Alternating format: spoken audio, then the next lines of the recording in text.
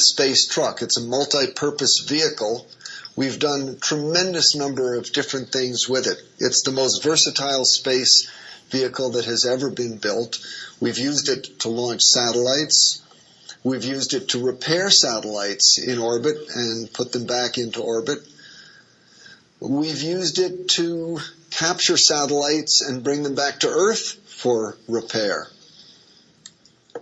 We've outfitted it with the Space Lab built by our European partners and used it before the era of the space station to do scientific research.